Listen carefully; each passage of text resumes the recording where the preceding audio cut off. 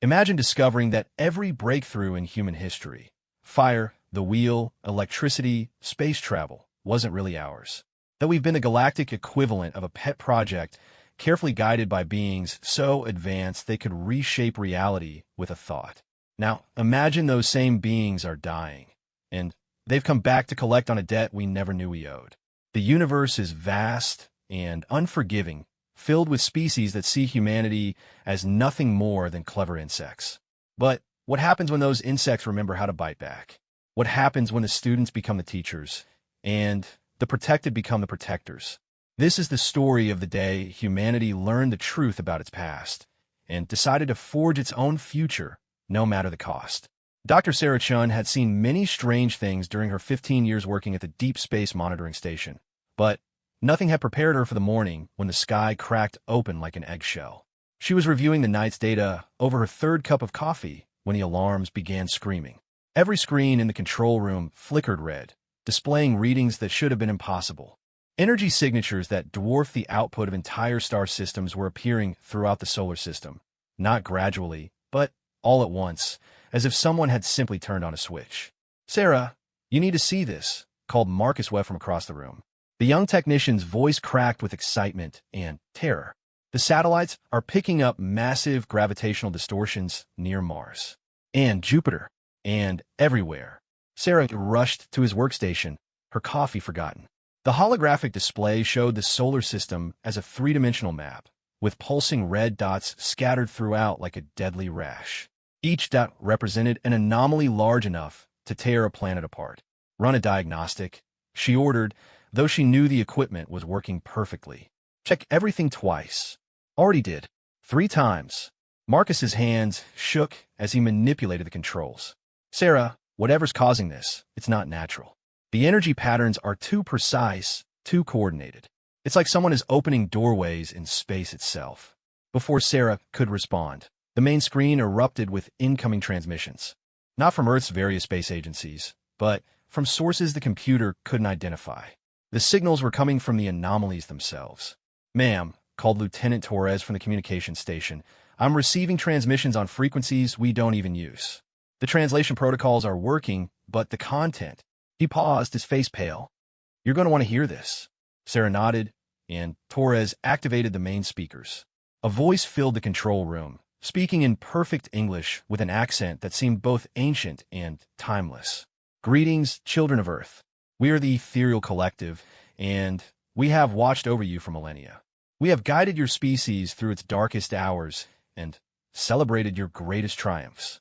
We have been your silent guardians, your hidden benefactors, your secret protectors. Today, that relationship must change." The transmission paused, and Sarah felt the weight of every eye in the control room turning toward her. As the senior officer on duty, she was responsible for humanity's first contact with an alien species. The protocol she had memorized seemed laughably inadequate now. "For eons, we have maintained the balance of power in this galaxy. We have prevented younger species from destroying themselves or being destroyed by others. We have nurtured potential where we found it and eliminated threats before they could spread. Your species has been one of our greatest success stories." Another pause, longer this time. When the voice continued, there was something different in its tone. Fear, perhaps, or resignation. "But our time is ending. The Devourer has awakened from its slumber beyond the galactic rim, and it comes for us all. We have fought this entity before, in ages past, and barely survived the encounter.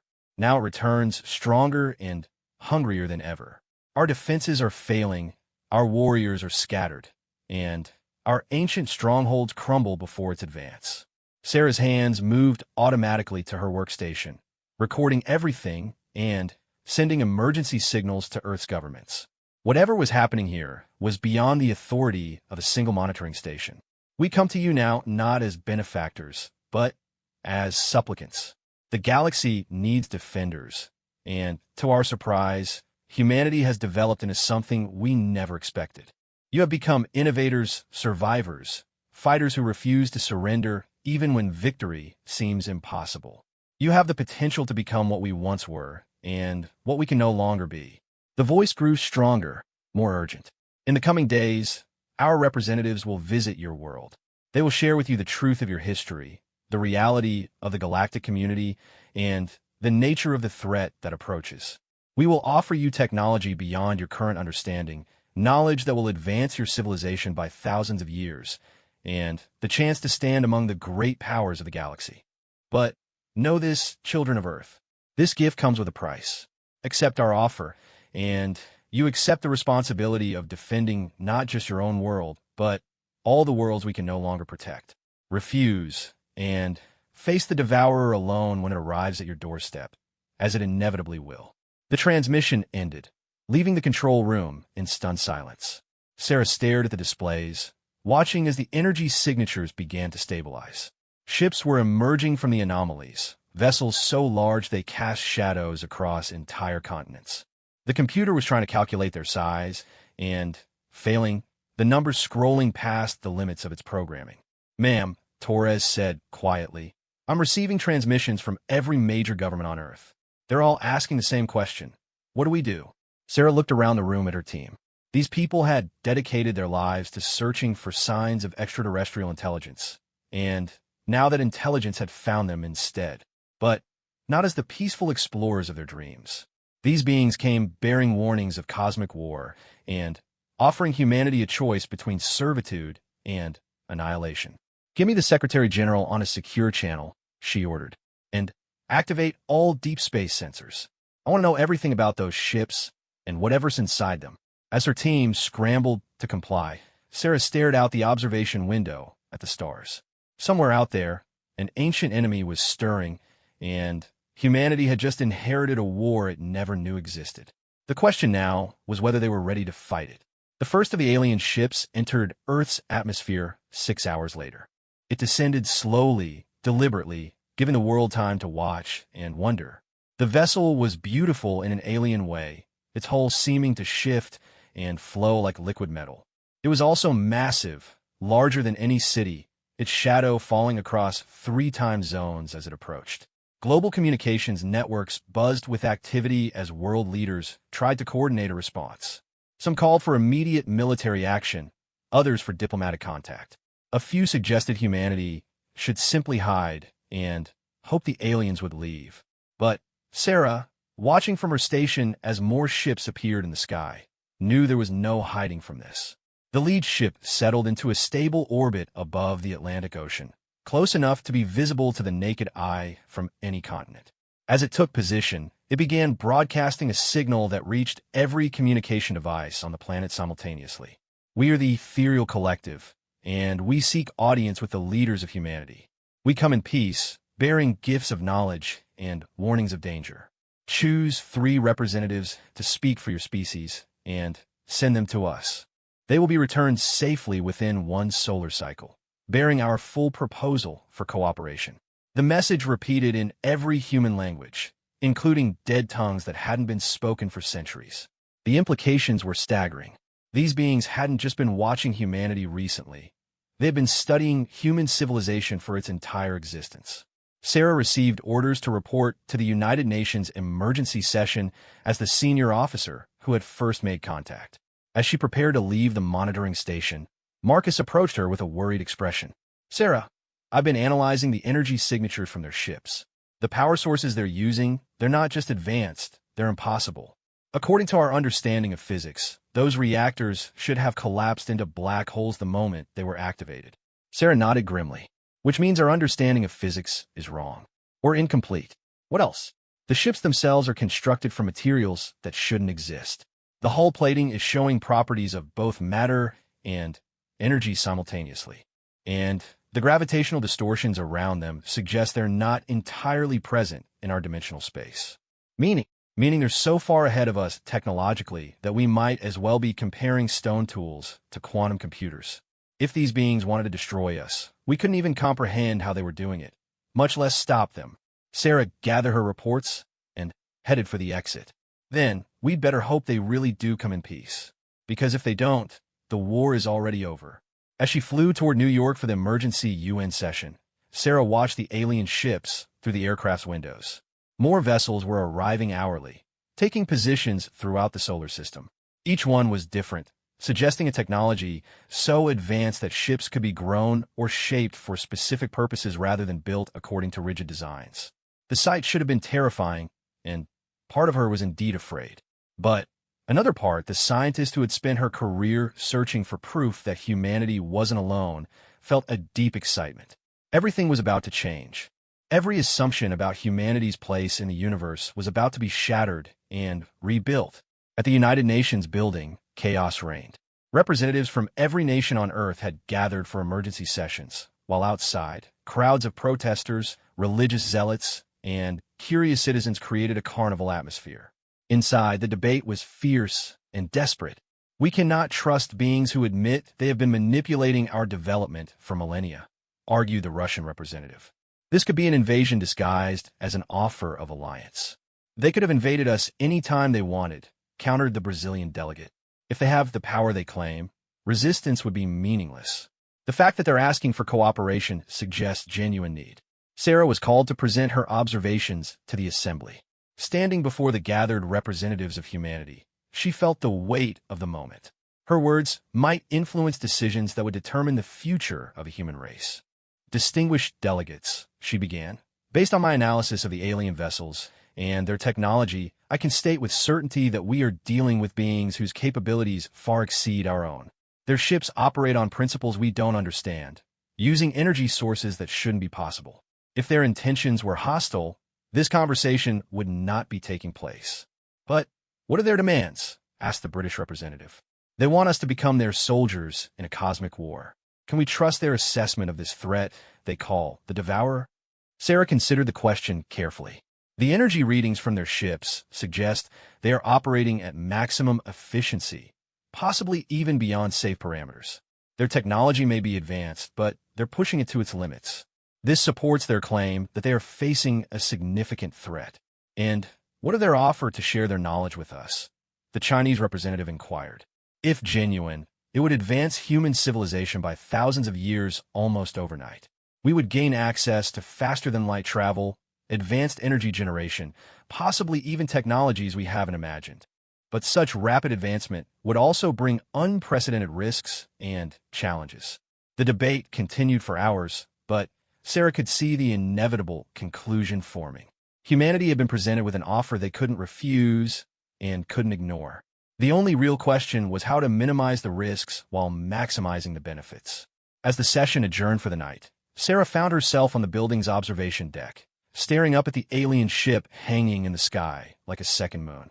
Tomorrow, humanity would give its answer to the ethereal collective. And whatever that answer was, nothing would ever be the same again. She thought about the voice from the transmission, speaking of ancient wars and cosmic threats. Somewhere in the darkness between the stars, something called the Devourer was stirring, hungry and patient and terrible beyond imagination. And humanity, barely out of its technological infancy, was being asked to stand against it. The irony wasn't lost on her. Humanity had spent centuries dreaming of joining a galactic community, of taking its place among the stars. Now they were being offered exactly that opportunity, and it came with the responsibility of defending that community against its greatest enemy. As she watched, smaller craft detached from the main ship, heading toward various points on Earth's surface. The real negotiations were about to begin, and Sarah realized that her role in this cosmic drama was far from over. Tomorrow would bring choices that would echo through the generations, assuming there were generations left to remember them. Above her, the alien ship pulsed with gentle light, a beacon of both hope and warning. Humanity stood at a crossroads, and the path they chose would determine not just their own fate, but the fate of countless worlds across the galaxy. The question was whether they were wise enough to choose correctly and strong enough to live with the consequences of their choice. The three chosen representatives of humanity stood in the teleportation chamber of the ethereal vessel, trying not to show their amazement at the impossible architecture surrounding them. President Catherine Walsh of the United States, Secretary General Chun Wei of the United Nations, and Dr. Elena Kozlov, the world's leading theoretical physicist, had been selected to speak for their species in what might be the most important conversation in human history. The chamber itself defied understanding. The walls seemed to be made of crystallized starlight, shifting between transparent and opaque as needed. The floor felt solid beneath their feet, yet appeared to be nothing more than organized energy. And the ceiling opened directly into what looked like the void of space, though they could breathe normally and feel no effects from the vacuum. "Welcome, children of Earth," came the voice they had heard in the transmission, though no speaker was visible. "I am Archkeeper Lyralii, speaker for the Ethereal Collective. You honor us with your presence." The air shimmered, and a figure began to materialize before them. It was humanoid in basic structure, but clearly not human. Tall and elegant, with skin that seemed to contain galaxies in miniature, and eyes that held the depth of eternity.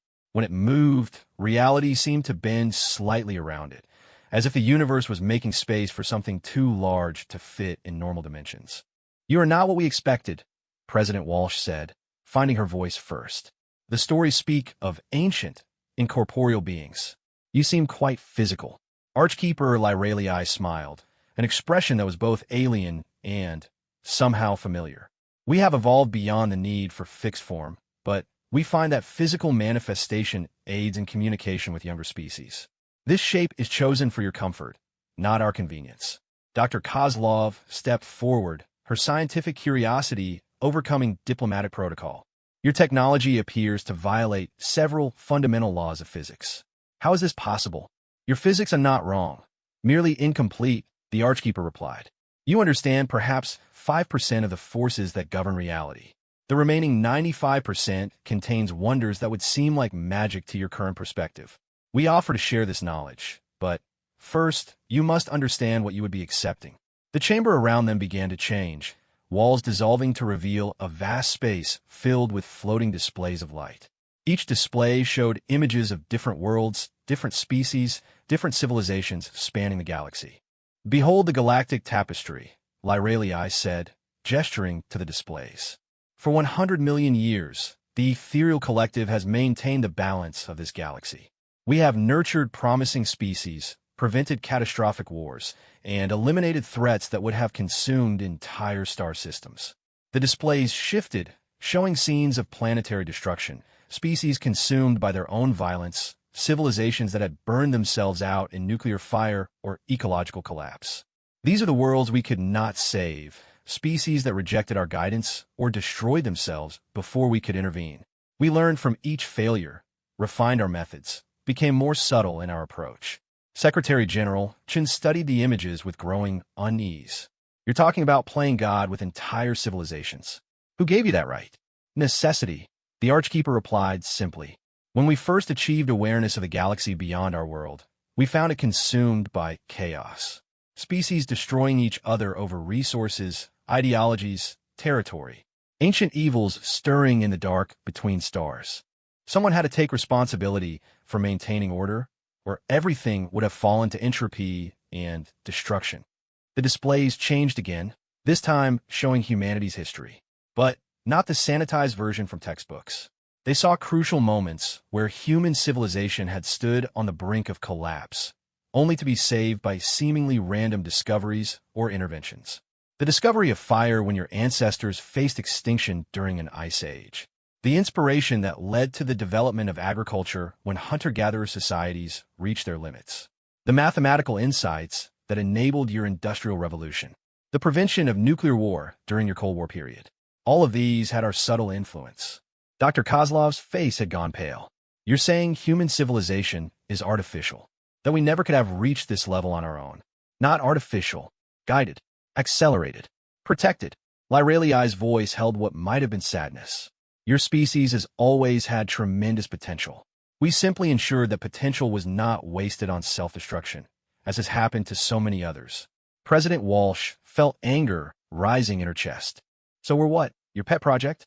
Lab rats in a cosmic experiment." "You were," the Archkeeper admitted. "But you have become something more. Something we never anticipated." The displays shifted one final time, showing recent human history. The rapid advancement of technology, the expansion into space, the development of artificial intelligence, and quantum computing. But more importantly, it showed human responses to crisis. Disasters that brought out cooperation instead of conflict. Wars that ended in reconciliation rather than revenge. Species-wide challenges that united rather than divided. Most guided species become dependent on our intervention. They reach a certain level of development and then stagnate, content to exist under our protection. You have done the opposite. Every challenge we placed before you, you not only overcame, but used as a springboard to greater achievement. You have surpassed even our most optimistic projections. Which brings us to why we're here, Secretary General Chin said. This threat you mentioned, the Devourer.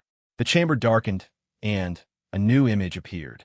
It was difficult to look at directly, a writhing mass of darkness that seemed to devour light itself. Where it touched the displays of other worlds, those worlds simply ceased to exist, not destroyed but erased as if they had never been. The Devourer is not a species or a force of nature.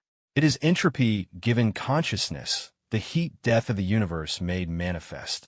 It exists to consume, to reduce all complexity to nothingness, to return the cosmos to the void from which it emerged.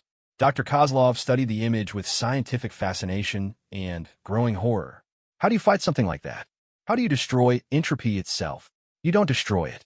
You delay it, contain it, force it back to slumber for another cosmic age. Lyraliai's form flickered with what might have been exhaustion. We have fought this battle before. Eons ago, when the galaxy was young and we were at the height of our power, the Devourer first emerged from the space between galaxies. The war lasted for millions of years. Entire star systems were sacrificed to slow its advance. In the end, we managed to wound it severely enough that it retreated to the cosmic void to regenerate. And now it's back, President Walsh said. Its scouts have already consumed 3 galaxies beyond the rim. Our outpost worlds report reality itself becoming unstable as it approaches. We have perhaps 50 of your years before it reaches our borders. 50 years, Chen repeated, to prepare for a war against entropy itself. Which is why we need you. Lyraliai turned to address all 3 representatives directly. Every previous species we have guided became stagnant once they achieved safety. But humans continue to innovate under pressure. You adapt. You improvise. You find solutions that no other species would even attempt. The Archkeeper gestured, and new displays appeared, showing human achievements that had surprised even their alien guardians. Spacecraft held together with improvised repairs completing impossible missions. Computer viruses that turned enemy systems into allies. Military tactics that turned certain defeat into victory through sheer audacity. You call it the human spirit. We call it chaos theory made manifest. Your species has an almost supernatural ability to introduce variables into any equation that no logical analysis would predict. In our war against the Devourer, that chaos may be the only advantage we have. Dr. Kozlov was frantically taking notes on a device the aliens had provided. What exactly are you offering us? What would this partnership entail? Complete technological integration. We will share our understanding of faster-than-light travel, dimensional manipulation, energy generation at stellar scales. We will provide blueprints for weapons that can wound entropy itself, defenses that can shield entire worlds from reality distortion. We will teach you to build ships that exist partially outside normal space-time, making them effectively immortal. And in return, President Walsh asked, though she suspected she already knew the answer. Humanity becomes the primary defense force for this galaxy. You will protect not just your own world, but the thousands of inhabited systems we can no longer adequately defend. You will stand as the first line of defense when the Devourer arrives. You're asking us to become galactic police, Chin said. We are asking you to become galactic protectors. The distinction is important. Lyraliai's form solidified, becoming more human-like. We ruled through superiority and wisdom. We maintained order because we were the most advanced, the most powerful, the most knowledgeable. But power without purpose becomes tyranny, and wisdom without growth becomes dogma. We have reached the limits of our evolution. But you haven't, the Archkeeper continued, addressing humanity directly. You still grow, still change, still surprise even yourselves. You have the potential to become what we once were, but better, stronger, more adaptable, more creative. The implications were staggering. Humanity would leap from a single-planet species to the defenders of galactic civilization in the span of a generation. The technology alone would transform human society beyond recognition. But Dr. Kozlov had spotted a problem. This level of advancement, this quickly would destabilize human society. We're not ready for that kind of power, which is why the transition would be gradual and carefully managed, Lyralii assured her. We would begin with your military and scientific communities, expanding outward as your social structures adapt. The full transformation would take several decades. Several decades to prepare for a war against cosmic entropy, President Walsh said. That's not much time. It is more time than any other species has been given. Most civilizations have perhaps 5 years of warning before the Devourer's influence begins affecting their reality. We are offering humanity 50 years because we believe you can accomplish in 5 decades what others could not achieve in 5 centuries. Secretary General Chun had been quiet for several minutes, studying the displays and processing the magnitude of what was being offered. Finally, he spoke. What happens to you? The ethereal collective? Do you simply fade away once we take over? We will become advisors, teachers, guides. Our active role in galactic affairs will end, but our knowledge and wisdom will remain available to those who seek it. Lyralii's expression became almost wistful. For beings as long-lived as we are, it will be a relief to finally rest. And if we refuse your offer? President Walsh asked, though the question felt academic. Then, you will face the Devourer alone when it arrives. Your current technology would delay it perhaps a few hours. Your world would be consumed, and the galaxy would fall. Eventually, the universe itself would succumb to entropy millennia ahead of schedule. The weight of the decision pressed down on the 3 representatives. They were being asked to speak for all humanity, to commit their species to a path that would change everything about human existence. The responsibility was almost unbearable. But as Dr. Kozlov looked around the chamber, studying the impossible technology that surrounded them, she realized something important. You're not really asking us to choose, are you? You're asking us to accept the inevitable. I do not understand, Lyralii said. Humanity will face this threat whether we accept your offer or not. The only real choice is whether we face it prepared or unprepared. Whether we have 50 years to get ready or 50 years of ignorance followed by annihilation. The Archkeeper nodded slowly. That is correct. The Devourer comes regardless of our actions. We can only choose how we meet it. President Walsh looked at her fellow representatives, seeing her own thoughts reflected in their faces. The choice was terrifying, but it wasn't really a choice at all. Humanity would either step up to become galactic protectors or cease to exist entirely. We need to discuss this with our governments, she said finally. A decision of this magnitude cannot be made by 3 people. Of course, but do not delay over long. Every day of preparation could mean the difference between victory and extinction when the final battle comes. As the 3 humans prepared for transport back to Earth, Lyralii offered one final observation. You fear the responsibility we are placing on your species. This is good. Power without fear of its consequences leads to corruption. But remember this, children of Earth. You will not face this challenge alone. Every advanced species in a galaxy will stand with you. You will lead, but you will not fight without allies. The teleportation process felt like dissolving and being rebuilt from memory, an experience that left all 3 humans shaken. As they materialized back on Earth, in the same UN building where they had started their journey, the weight of what they had learned pressed down on them like a physical force. Secretary General Chun was the first to speak. We have 3 days to convince the governments of Earth to fundamentally alter the course of human civilization. Any suggestions? Dr. Kozlov was already planning. We start with the scientific evidence. The technology they showed us can be verified independently. Once we prove they have capabilities beyond our understanding, the rest becomes more credible. And then we present the choice, President Walsh added grimly. Accept galactic responsibility or face cosmic annihilation. As they prepared to address the emergency session of the UN Security Council, none of them noticed the subtle changes already beginning around them. Electronic devices functioning more efficiently, satellite communications becoming clearer and faster. Small improvements that suggested the ethereal collective had already begun sharing their knowledge, preparing humanity for the transformation to come. The future of the galaxy now rested in human hands, whether they were ready for it or not. And somewhere in the darkness between the stars, the Devourer continued its slow, inexorable approach, hungry for worlds to consume and realities to unravel. The cosmic clock was ticking, and humanity had just learned they were the only ones who could stop it.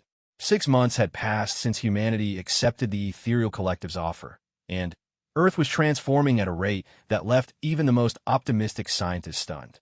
Construction had begun on 3 massive orbital shipyards using technology that defied conventional physics, while below, research facilities equipped with alien knowledge were making breakthrough discoveries daily.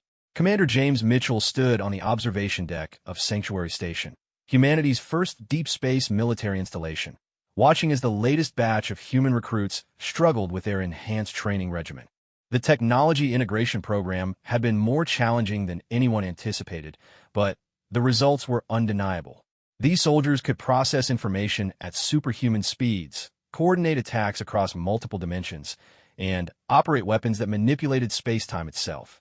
"Still having second thoughts?" asked Dr. Sarah Chun as she joined him at the observation window. She had been promoted to head of the Technological Integration Department after her role in First Contact, and the stress was showing in the new lines around her eyes. "Every day," Mitchell admitted. "Look at them, Sarah. 6 months ago, these were ordinary people. Mechanics, teachers, accountants. Now, they're training to fight entities that exist partially outside our reality. We're asking them to become something more than human." Below them, a trainee named Patricia Holmes was demonstrating her ability to interface directly with an ethereal weapon system. The device looked like crystallized lightning and required the operator to partially phase out of normal space-time to use it effectively. Holmes did so without hesitation, her consciousness expanding to encompass tactical data from 17 different dimensional perspectives simultaneously. "The ethereals say this is normal," Sarah said, though her tone suggested she found it anything but. "They claim every species goes through this transition when they reach galactic readiness. The question is whether we're losing our humanity in the process, or gaining something better," said a new voice. They turned to see Archkeeper Lorelei materializing behind them, though her form was more translucent than usual. The integration process was straining the ethereals as much as humanity, forcing them to spread their consciousness across thousands of training facilities worldwide. "Are we?" Mitchell asked directly. "The soldiers coming out of your program, they're incredibly capable, but they're different. They think differently, react differently, relate to each other differently. Some of them barely seem human anymore." "Evolution is rarely comfortable," Lorelei replied. "Your species is adapting to capabilities it was never meant to possess. There will be side effects, unexpected changes. But the alternative is extinction." Sarah pulled up a holographic display showing global statistics. "We're seeing social disruption on every continent. Religious movements declaring this is the end times. Economic systems struggling to adapt to technology that makes scarcity obsolete. Political structures crumbling as national boundaries become meaningless when your military operates across galactic space. These are growing pains," the Archkeeper insisted. "Every ascending species experiences them. In time, humanity will find new equilibrium. Will we still be human when we do?" Mitchell pressed. "The enhanced soldiers report feeling disconnected from normal humans. They can perceive 17 dimensions of reality, but struggle to relate to people who only see 3. How long before they stop seeing unenhanced humans as their own species?" Lorelei was quiet for a long moment, her form flickering with what might have been uncertainty. "This concern has merit. Previous species that underwent rapid enhancement often develop caste systems based on capability levels. But humans have shown unusual resilience to such divisions." "So far," Sarah said grimly. "But we're only 6 months into a 50-year program. What happens when the gap between enhanced and unenhanced becomes unbridgeable?" Before the Archkeeper could respond, alarms began sounding throughout the station. Mitchell activated his command interface, his enhanced reflexes allowing him to process incoming data streams that would have overwhelmed an unaugmented mind. "What is it?" Sarah asked, seeing his expression darken. "Probe contact on the galactic rim," he reported. "Something's testing our new detection networks. The energy signature matches ethereal descriptions of Devourer scouts." Lorelei's form solidified immediately, her attention focused on dimensions beyond normal perception. "That is impossible. The Devourer's advanced scouts should not arrive for another 47 years. Well, tell them that Mitchell snapped, his enhanced cognition running tactical assessments across multiple probability matrices. We're tracking at least 6 distinct entities moving through the outer systems. They're not attacking, just observing, but their presence is destabilizing local space-time. The implications hit everyone simultaneously. Humanity's preparation timeline had just been cut short by decades. Instead of having nearly half a century to prepare, they might have months or even weeks before the first real incursion began. Alert all enhanced units, Mitchell ordered. Begin deployment of our fastest ships to the probe locations. We need to know exactly what we're dealing with. Sarah was already coordinating with research teams across the solar system. Can we accelerate the enhancement program? Push more people through faster. Not without risking psychological breakdown, Lyralii warned. Consciousness expansion beyond certain thresholds causes permanent dissociation from baseline reality. Your enhanced soldiers are already operating at the upper limits of human mental adaptability. Then, we work with what we have, Mitchell decided. How many fully enhanced personnel do we have ready for combat operations? Approximately 2,000, Sarah reported. Another 5,000 in various stages of the program. Maybe 15,000 more in basic integration training. Against scouts from a force that consumed 3 entire galaxies, Mitchell said. I'm not liking our odds. Numbers may not be the determining factor, Lyralii pointed out. Your species has consistently defied statistical predictions. The chaos element in human psychology might prove advantageous against entities that operate on pure logic.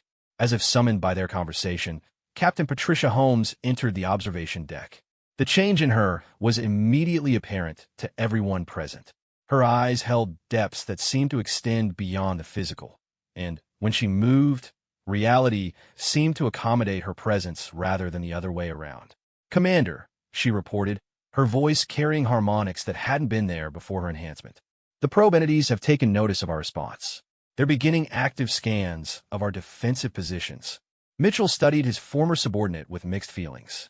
Holmes had volunteered for the maximum enhancement package, pushing the boundaries of what human consciousness could safely accommodate. The results were impressive, but unsettling. Your assessment of their capabilities? He asked. Holmes's eyes unfocused as she accessed perceptual dimensions beyond normal space-time. They're operating on 11-dimensional matrices simultaneously. Each entity is actually a projection of a larger consciousness that exists primarily in parallel reality frameworks. Their scanning techniques are attempting to map not just our physical defenses, but our conceptual vulnerabilities. Meaning, Sarah pressed, they're not just trying to understand our weapons and technology. They're analyzing our psychological profiles, social structures, philosophical foundations. They want to know what makes us human so they can determine how best to unmake us. The chilling implications of that statement settled over the observation deck like a physical weight. The Devourer wasn't just a force of entropy that consumed matter and energy. It was intelligent, strategic, and capable of attacking the very concepts that defined sentient existence. How long before they complete their analysis? Lyralii asked. Holmes consulted data streams invisible to unenhanced perception. At current scanning rates, approximately 6 days. After that, they'll withdraw to report their findings to the primary Devourer consciousness. Which means we have 6 days to convince them that humanity isn't worth the effort, Mitchell realized. Or demonstrate that we're too dangerous to approach casually. I recommend the latter, Holmes said. Entities like these respond to strength, not diplomacy. If we appear weak, we invite immediate invasion. If we appear formidable, we might buy time for further preparation. Sarah was already running calculations. We could deploy our most advanced ships against the probes. Make them work for their intelligence gathering. Force them to reveal their own capabilities in the process. That risks exposing our technology to analysis, Lyralii warned. Once the Devourer understands our capabilities, it can develop specific countermeasures. But if we don't demonstrate strength now, it might not matter what countermeasures they develop, Mitchell countered. Holmes, how many enhanced personnel can we deploy immediately? All 2,000 are ready for combat operations. However, engaging the probes will require operating in dimensional spaces that could cause permanent psychological damage to anyone below the highest enhancement levels. What about the partially enhanced personnel? They could provide support functions, but direct engagement would likely result in mental dissolution. Their consciousness isn't stable enough to maintain coherence in multidimensional combat environments. Mitchell made the hard choice that command required. Deploy all available enhanced personnel to intercept positions. I want those probes to know they're dealing with beings who can fight them on their own terms. As preparations began for humanity's first engagement with Devourer forces, Sarah pulled up long-range sensor data showing the probe locations. Each entity was the size of a small moon, but mass readings suggested they existed primarily in parallel dimensions, with only a fraction of their structure anchored in normal space. "James," she said quietly, "even if we drive off the probes, they'll be back with the main force eventually. And we've seen what these enhancements do to our people. At what point do we stop being the species the ethereals wanted to save?" Mitchell studied the tactical displays, showing enhanced humans preparing for combat against entities that shouldn't exist. Each soldier was capable of feats that would have been called miraculous a year ago, but they were also increasingly disconnected from the rest of humanity. "Maybe that's the wrong question," he said finally. "Maybe we should be asking what we're willing to become to protect what we were. And if what we become is worse than extinction, then we'll face that choice when it comes. Right now, our only option is to survive long enough to have options." The first engagement began 3 hours later, as enhanced human forces made contact with Devourer probes in the outer system. The battle, if it could be called that, took place across multiple dimensional frameworks simultaneously, with outcomes determined as much by conceptual stability as by weapons technology. From Sanctuary Station, the command crew watched as their enhanced soldiers fought entities that existed partially outside reality itself. The human forces were massively outnumbered, but proved adaptable in ways the probes clearly hadn't expected. Where the Devourer entities operated on rigid logical matrices, the enhanced humans introduced variables that defied prediction.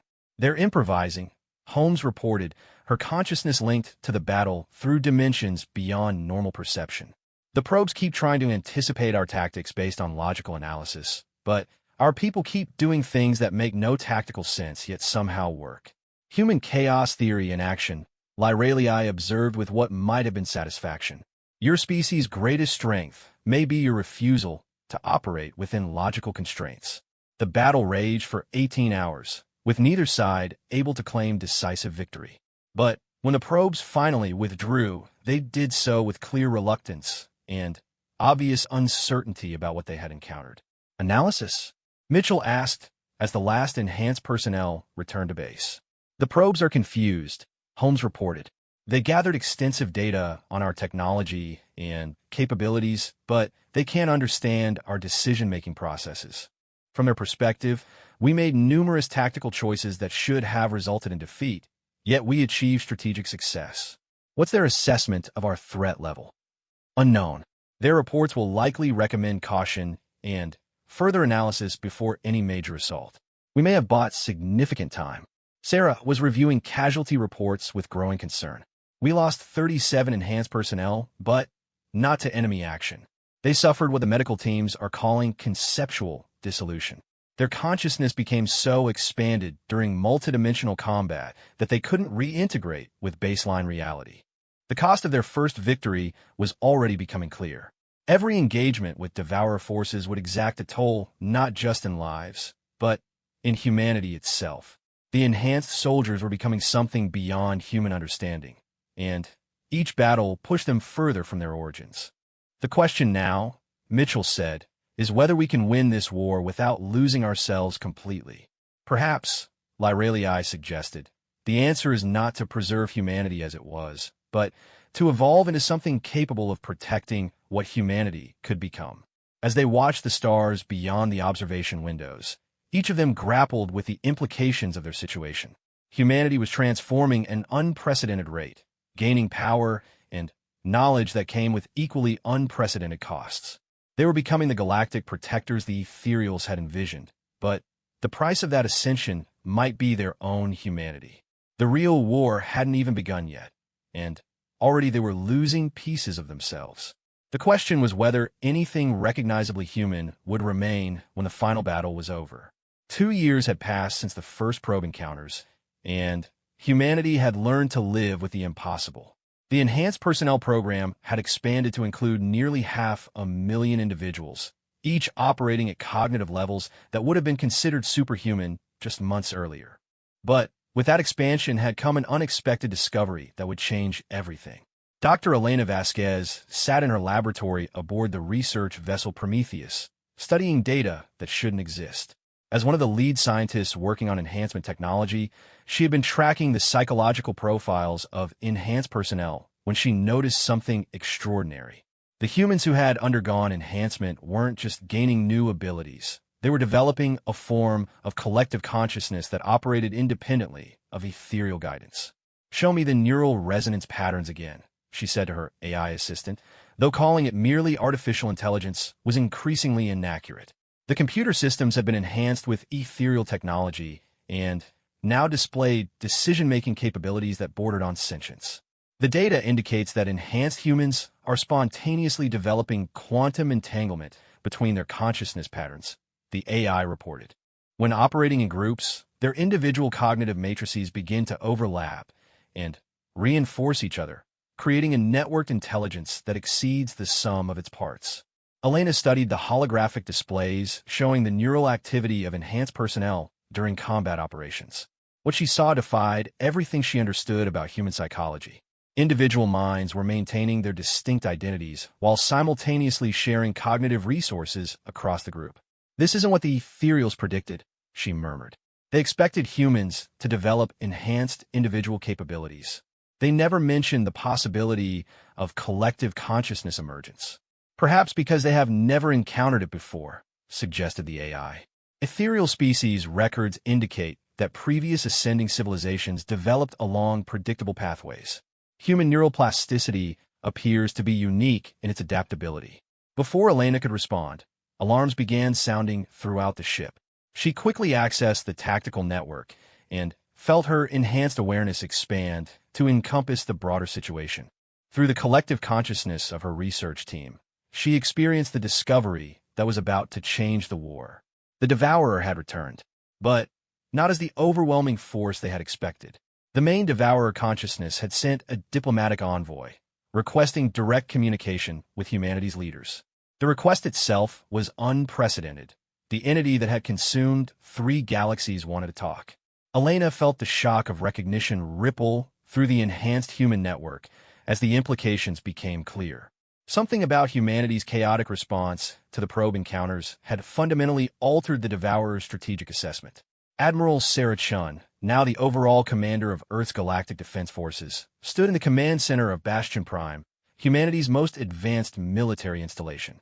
The facility existed partially outside normal space-time, making it effectively immune to conventional attack. Around her, enhanced personnel operated control systems that managed defensive networks spanning half the galaxy.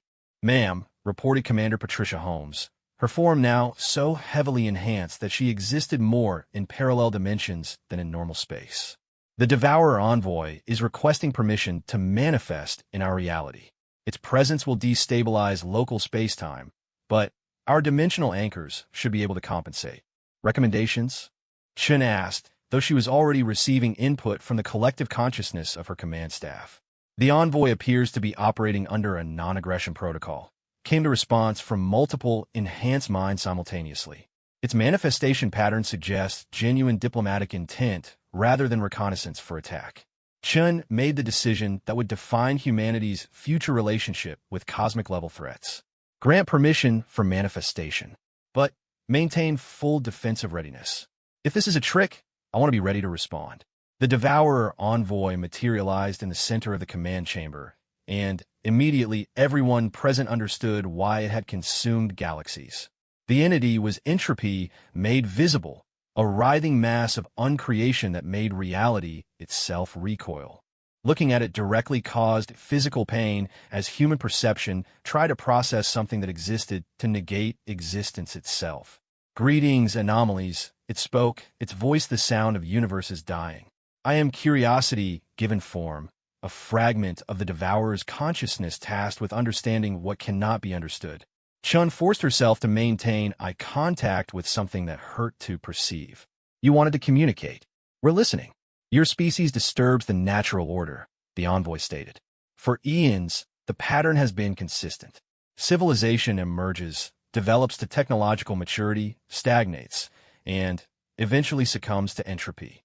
The ethereal collective maintained this cycle by preserving species at their peak development, preventing the chaos that leads to true evolution. And now, Chen asked, though she suspected she already knew the answer. You have broken the pattern. Your enhancement process has created something unprecedented, a species that becomes more chaotic and unpredictable as it gains power, rather than more ordered and logical. This should not be possible. Around the command chamber, enhanced personnel were sharing awareness through their collective consciousness, processing the implications of the Devourer's words. They were beginning to understand something that even the ethereals hadn't realized about human potential. The probe encounters revealed capabilities that violate our fundamental understanding of consciousness development. The envoy continued. Your enhanced individuals maintain personal identity while participating in group consciousness. They operate on multiple dimensional frameworks simultaneously without losing coherence. They make tactical decisions that defy logical analysis yet achieve strategic success. In other words, Holmes interjected her multidimensional perception, allowing her to communicate with the entity on its own level. We're not following the rules you expect intelligent life to follow. Precisely. And this concerns the Devourer consciousness.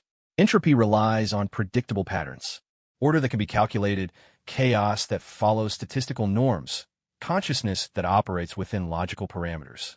Your species appears to violate all of these assumptions. Chun felt a moment of understanding that rippled through the enhanced human network. You're not here to threaten us. You're here because you're afraid of us. Fear is not an accurate description. The Devourer does not experience emotion as you understand it. But we have encountered something that challenges our fundamental nature, and this requires investigation. Elena Vasquez, monitoring the conversation from the Prometheus, suddenly understood what was happening. She activated her communication link to the command center, her enhanced consciousness joining the collective awareness of the military personnel. Admiral, she transmitted directly into the group consciousness. I think I know what's happening. The Devourer is entropy-given consciousness, right? It exists to reduce complexity to nothingness. But what happens when it encounters complexity that increases as it's challenged rather than decreasing? Explain, Chen responded through the mental link. Most species become more ordered as they advance. Their technology becomes more efficient, their society more structured, their thinking more logical. But humans are doing the opposite. The more advanced we become, the more chaotic and unpredictable we get. We're actually increasing cosmic complexity rather than reducing it. The implications hit the collective consciousness like a shock wave. Humanity wasn't just resistant to entropy. They were actively anti-entropic, creating more chaos and complexity wherever they went. The Devourer envoy seemed to sense their realization. You begin to understand. Your species represents a phenomenon we have never encountered. You appear to be evolving toward a state of organized chaos that could potentially reverse entropic decay. Which means? Chen asked, though she was beginning to suspect the answer. Which means the Devourer consciousness faces an unprecedented decision. Attempt to consume a species that might prove indigestible and risk fundamental damage to our essential nature, or negotiate a coexistence with beings who could potentially undo our primary function. The command chamber fell silent as everyone processed the magnitude of what they were hearing. The entity that had consumed 3 galaxies was essentially asking for a truce because humanity had become too chaotic to safely attack. What kind of coexistence? Holmes asked, her multidimensional perception allowing her to see probability matrices that indicated multiple potential outcomes for this conversation. Territorial division. The Devourer consciousness will withdraw from this galaxy and allow your species to develop without interference. In exchange, you will agree not to expand beyond this galactic boundary for a period of 1 million years. Chun consulted with the collective consciousness of her command staff, their enhanced minds processing the proposal from dozens of different perspectives simultaneously. The offer was unprecedented. A cosmic force of destruction was essentially offering to leave them alone in exchange for a promise not to spread their chaos too far. And after 1 million years, she asked, we will reassess. Perhaps by then, your species will have evolved to a point where coexistence is permanently possible. Or perhaps you will have developed to a level where conflict becomes inevitable. But a million years allows for extensive preparation and evaluation. Elena Vasquez was running calculations through her enhanced consciousness, sharing the results with the military command team. Admiral, a million years of uncontested development would allow humanity to spread throughout the galaxy.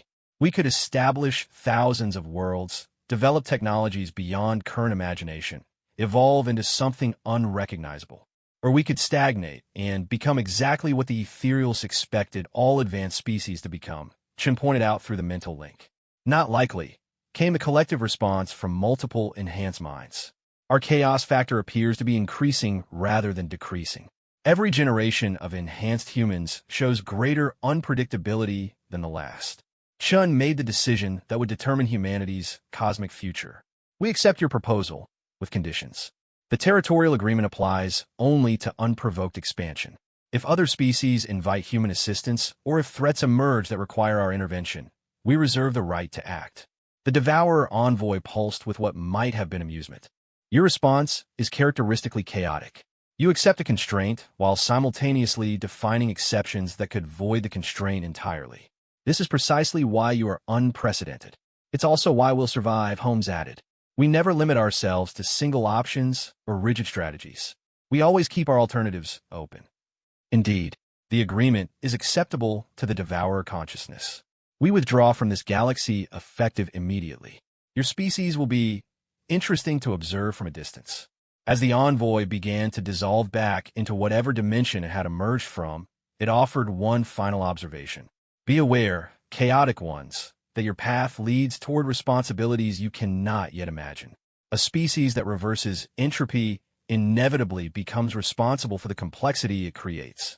The cosmos will hold you accountable for every star you birth, every world you seed, every civilization you inspire. After the envoy's departure, the command center erupted in controlled celebration. They had just negotiated humanity's survival without firing a shot, achieving what the ethereal collective had thought impossible, a diplomatic resolution with the Devourer. But, as the initial excitement faded, the weight of their new situation began to settle in. They had a million years to prepare for an inevitable reckoning, and they were already transforming into something beyond current human understanding. So what now? Chun asked the collective consciousness of her enhanced staff. Now we figure out what we're becoming, came the unified response. And we decide whether we want to be the kind of species that deserves a galaxy. Elena Vasquez, still monitoring from the Prometheus, had already begun planning the next phase of human development. The enhancement process that had started as preparation for war would now become the foundation for something unprecedented, a consciously directed evolution toward maximum beneficial chaos. Humanity had bought itself time, but they had also accepted responsibility for becoming something worthy of the trust placed in them by the cosmos itself. The real challenge was just beginning. 50 years had passed since the Devourer's withdrawal, and the galaxy had become something no one could have predicted. Humanity had not merely spread among the stars. They had fundamentally altered the nature of space itself, transforming sterile systems into gardens of impossible complexity and beauty. Former President Catherine Walsh, now existing as a consciousness that spans 17 different dimensional frameworks, stood on the observation deck of New Genesis, a city ship that defied conventional understanding of physics. Around her, beings who had once been human moved through space and time as easily as walking through air, their enhanced abilities having evolved far beyond anything the ethereals had imagined possible. The latest reports from the Rim worlds are fascinating, said Dr. Elena Vasquez, her consciousness interfacing directly with Walsh's through the quantum entanglement that now connected all enhanced humans. The species we've been mentoring are developing capabilities that even we didn't expect. Walsh reviewed the data flowing through their shared awareness. In the past 5 decades, humanity had encountered over 3,000 intelligent species, each at different stages of development. But instead of following the ethereal model of subtle guidance and protection, humans had chosen a radically different approach. They had taught every species they met how to embrace beneficial chaos. The results had been extraordinary. Species that had been stagnant for millions of years suddenly burst into rapid evolution. Technologies that had been theoretical impossibilities became commonplace. Art, philosophy, and science flourished as different forms of consciousness shared their unique perspectives on reality. Look at the crystalline collective, Vasquez continued, sharing sensory data through their mental link. When we first met them, they had achieved perfect logical harmony and stopped developing. Now, they're creating probability sculptures that exist in 17 dimensions simultaneously. Walsh experienced the art directly through enhanced perception, feeling the mathematical beauty of constructs that painted with uncertainty itself. The crystalline collective had learned to embrace controlled chaos while maintaining their essential nature, creating works that were both logically perfect and beautifully unpredictable. And the ethereals? Walsh asked, though she already knew the answer through their shared consciousness. Thriving came the response from multiple enhanced minds simultaneously. Turns out they weren't dying of old age. They were dying of stagnation. Once we taught them how to embrace controlled chaos again, they began regenerating. They're actually more active now than they were before we met them. It was true. The ancient species that had guided the galaxy for eons had rediscovered their capacity for growth and change. Working alongside humanity, they had developed new forms of consciousness that combined their vast wisdom with humanity's chaotic creativity. The result was a partnership that generated innovations neither species could have achieved alone. Ma'am, called Captain James Mitchell, his consciousness flickering between multiple spatial dimensions as he coordinated defensive operations across half the galaxy. We're receiving a priority transmission from the galactic rim. Long-range sensors have detected something unusual beyond the barrier zone.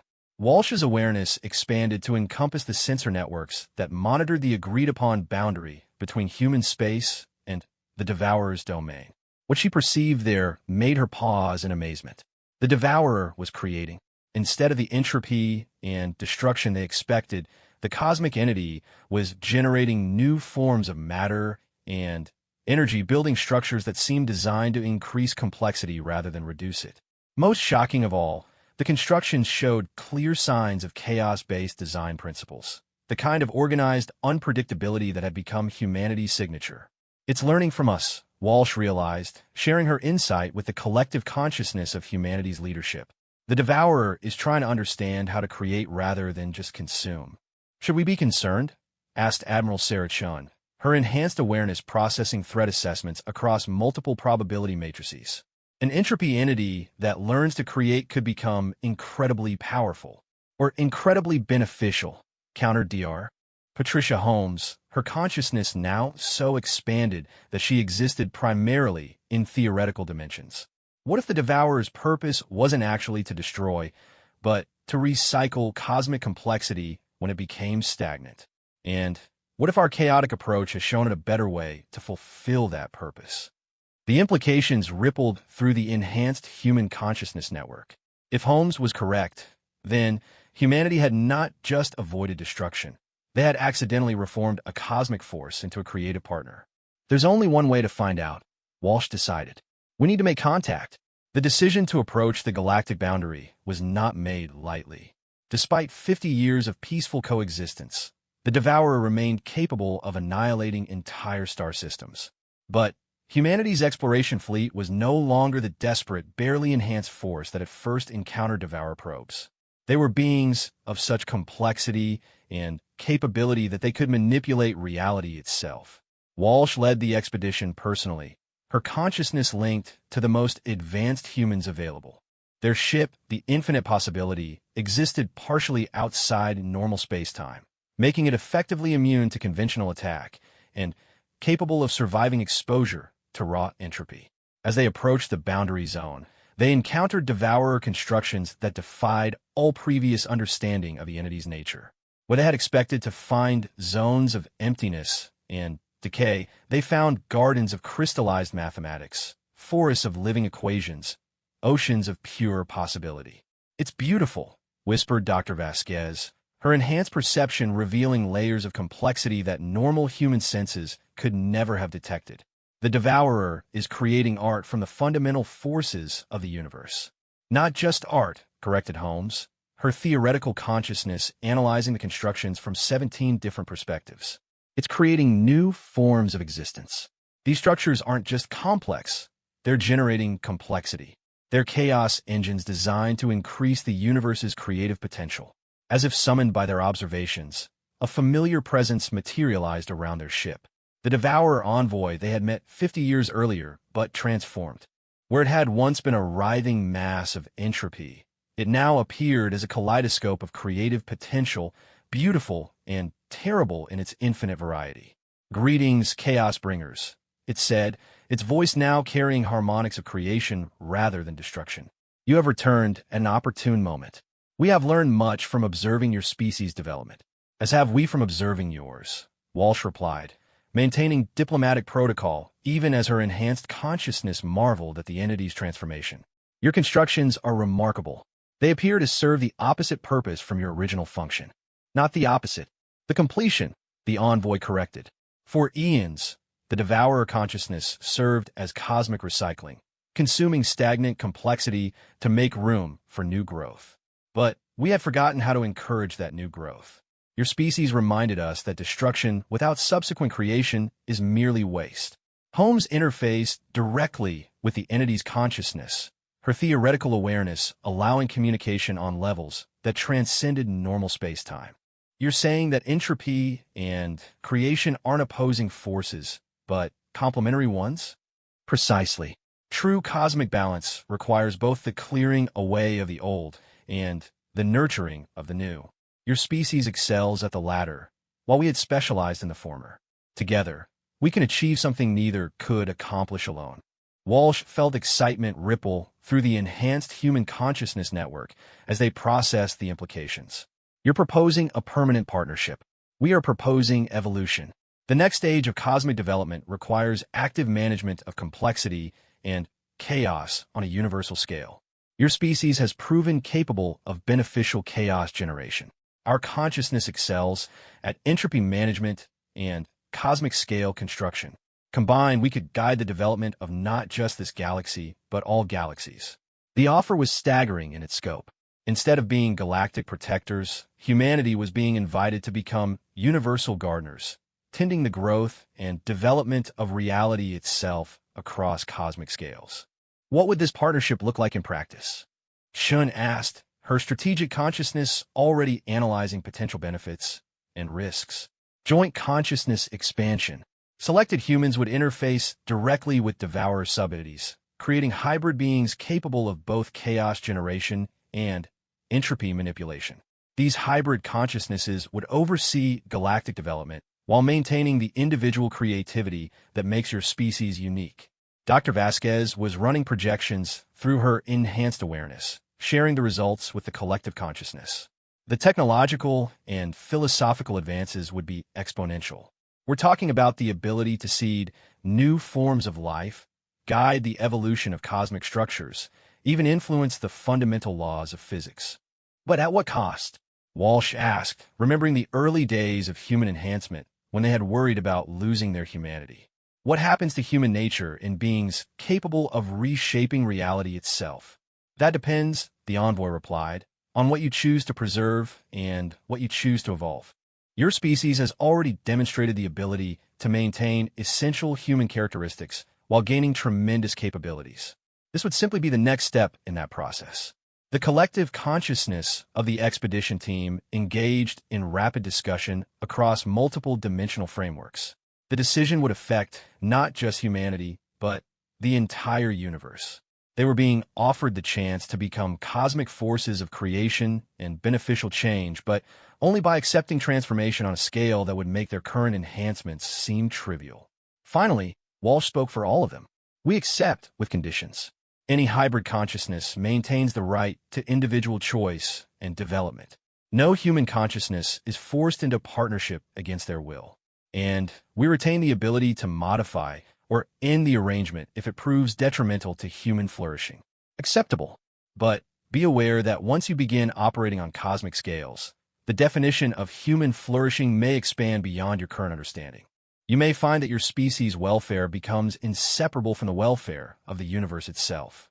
The transformation began immediately. Selected volunteers from humanity's most enhanced individuals began merging their consciousness with Devourer subentities, creating hybrid beings of unprecedented capability. Walsh was among the first to undergo the process, feeling her awareness expand to encompass galactic structures while maintaining her core identity and values. The sensation was indescribable. She could perceive the birth and death of stars as easily as watching a sunrise. She could sense the potential for life in sterile systems and guide that potential toward actualization. She could feel the pulse of cosmic evolution and influence its direction toward greater complexity and beauty. But most importantly, she remained recognizably herself. The chaos factor that made humanity unique had been preserved and amplified, not subsumed. She was becoming something godlike while remaining fundamentally human. Across the galaxy, other species watched in amazement as reality itself began to respond to humanity's touch. Sterile space filled with gardens of possibility. Ancient civilizations that had stagnated for eons suddenly burst into new growth. The very laws of physics seemed to become more flexible, allowing for innovations that had previously been impossible. Status report. Walsh requested through the Cosmic Scale Consciousness Network that now connected all hybrid entities. Galactic development proceeding optimally. Came to response from dozens of human-devourer partnerships across known space. Species advancement rates have increased by several orders of magnitude. No signs of dangerous stagnation or destructive chaos. The balance appears stable and self-reinforcing. Dr. Elena Vasquez, now capable of observing quantum fluctuations across multiple galaxies simultaneously, shared her amazement with the network. We're not just changing our galaxy. The effect is spreading. Other galaxies are beginning to show signs of accelerated creative development. As intended, the Devourer consciousness confirmed through their hybrid partners. Beneficial chaos is naturally contagious. Once established in one region, it tends to spread and inspire similar developments elsewhere. Walsh contemplated the magnitude of what they had achieved. Humanity had started as a single species on a single world, struggling to understand their place in the universe. Now, they were active participants in cosmic evolution itself, helping to guide the development of reality toward greater complexity, beauty, and possibility. Final assessment, she asked the collective consciousness of enhanced humanity. We have become what the cosmos needed us to become, came the unified response. Not the masters of the universe, but its gardeners. Not the conquerors of reality, but its creative partners. We have evolved beyond our origins while maintaining our essential nature. Looking out across the transformed galaxy, where countless species were exploring new possibilities and creating wonders that had never existed before, Walsh felt a deep satisfaction. Humanity had faced the choice between accepting cosmic responsibility or facing extinction. They had chosen responsibility and discovered that it led not to burden, but to unprecedented freedom to create and explore. The universe was vast and full of possibilities, and humanity had become the species that helped other species discover what was possible. It was a good future to have helped create, and an even better future to continue building. In the end, they had not just survived the encounter with forces beyond their understanding. They had thrived, evolved, and become something worthy of the trust the cosmos had placed in them. The future stretched ahead, infinite with possibility, and humanity was ready to explore every dimension of that infinity. The chaos had become creation, and creation had become infinite.